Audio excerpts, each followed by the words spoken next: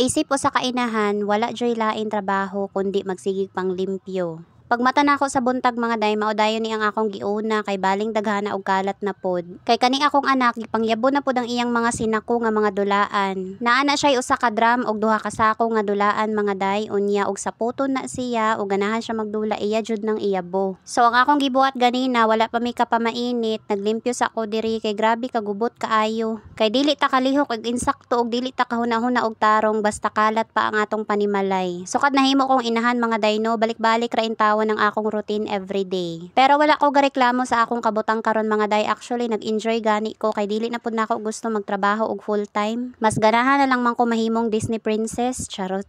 Cinderella day ito ang labas mga day kay sige na lang panglimpyo, panglaba, pangluto ug bisag unsa pa ng mga trabaho sa panimalay. Dili jud sayon ang maging stay at home mom mga day no, pero saludo ko sa mga isip pareha nako nga mga stay at home mom nga nagpakatatag jud para sa ilang mga junakis. So mao ganing galingaw-lingaw na lang ko aning sige na kog upload og mga mini vlogs kay para naapog ko'y memories mga day sa kanang umalabot ba nga mga katuigan kanang mudako na imong junakis na ako'y mabalikan nga memories kaning akong mga gipang mini vlog. Daghan pa jud kayo kog panghipusonon mga dayno nya kanang mga pilunon nako wala pa jud nako naasikaso. Pero lagi unahon sana ko ning among salug kay grabe kadaghan og mga papel ug bisag unsa pang mga dulaan pati gani katong mga sinsilyo nga mga tag 25 sentimos kay iya jud gipangyabo. Last na lang ni diring dapita mga day kay kanang ako ra ning kuhaon ning among carpet rug kay magdaghan ang mga alikabok so ako na lang siyang gipiko. Tapos kaning among electric fan gibalhin day nako diri sa may kilid. Ang lamesa man to ang nakabutang diha sa una mga day pero gibalhin na lang nako ang lamesa kay para magamit namo pagpangaon. Unya kaning electric fan gibalhin na lang pud nako diri sa kilid mga day kay delikado na baya ni siya kay wala na ba siya i-cover ba.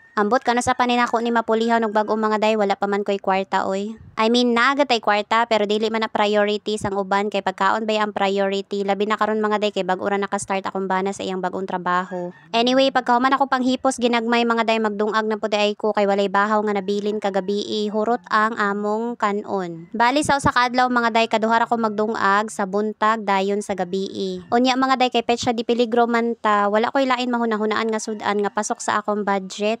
So kanina lang corn beef mga day nga naay itlog unya wala pa jud koy sibuyas diri sa balay day kay nahurutan unya kay wala may mapalitan og sibuyas diri sa duol. So kanina lang ahos ang akong gisagol. Maura to mga day wala nay laing lamas kay maura jud ang available. Pag mga ingon ani gani nga petsa di peligro mga day no mugawas jud ang atong skills pagka vegetarian. So sa halagang less than 100 mga day na kay sudan o di ba corn beef na may itlog. O di ba dili na maging stay at home mom imo patanan trabaho dayon ang pag-budget sa pagkaon imuha po dagoy na lang in tawon. Anyway, thank you for watching. Bye!